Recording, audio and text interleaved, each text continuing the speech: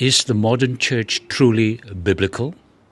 Well, to explore this, we should start by considering God's instruction about the transformation from the Old Testament house of God, or the temple, if you like, to the New Testament church.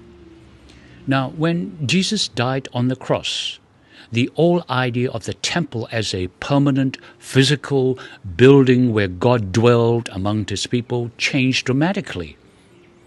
Instead of being tied to a specific structure or building, God's new temple became the hearts of believers, making it a more personal and a mobile concept.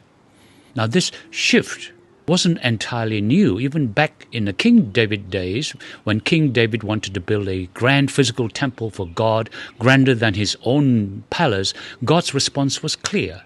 Basically, he said, "I never lived in a house, nor have I ever asked for one." Essentially, God was indicating to David that his future temple, his house of God, wouldn't be a physical building and ought to be as mobile just as his tent has always been. So what is the modern tent? What is it going to be like, and who is going to build this new kind of church? Well, according to 1 Chronicles chapter 17, verse 10 to 12, it would be someone from David's lineage who would establish God's kingdom and build his house to last forever. Now, this prophecy points only to one person, Jesus Christ, the Son of God, who came to build the true house of God, which is going to be a mobile spiritual community rather than a physical building per se.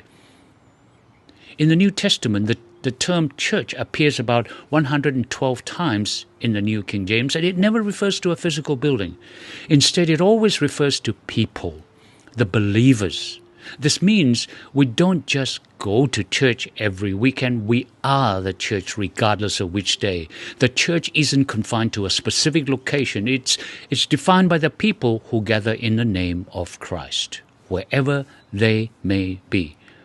Now, this makes the church a mobile and a dynamic community, not limited by the walls or its building or its grandeur of it.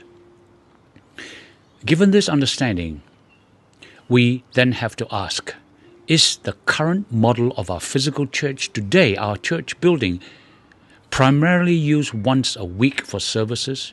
Is it truly biblical?